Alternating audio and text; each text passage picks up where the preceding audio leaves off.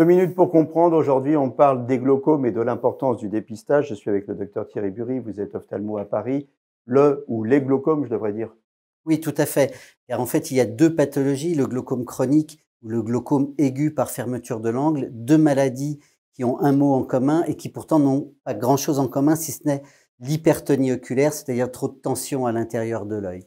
Il y a souvent des confusions chez les médecins, peut-être généralistes, en tout cas même sur certaines notices de médicaments. Alors déjà, le glaucome chronique, c'est quoi? C'est une augmentation progressive de la tension sans aucun symptôme. Cette augmentation de la tension va au niveau de l'œil, ici, écraser les fibres rétiniennes en arrière au niveau du nerf optique et provoquer une diminution progressive du champ de vision sans qu'il n'y ait aucun symptôme. C'est pourquoi il est important de consulter l'ophtalmologiste qui va dépister cette hypertonie oculaire, fera faire des examens complémentaires, un OCT, un champ visuel, et lorsqu'il dépistera donc ce glaucome chronique, le traitera pour éviter qu'il y ait des conséquences pour les années à venir, c'est-à-dire éviter un grignotage du champ de vision et une cécité possible. Ça, c'est le glaucome chronique. C'est le glaucome chronique. Dans le glaucome par fermeture de l'angle, on est tout à fait dans un domaine différent.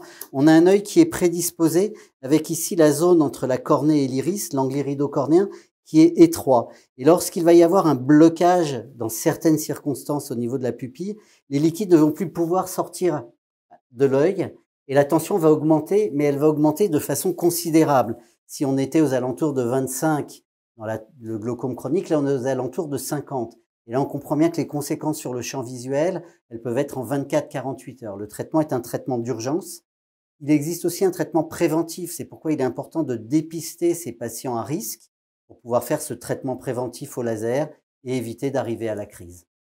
Voilà, le mieux, c'est de consulter son ophtalmo périodiquement. À très bientôt.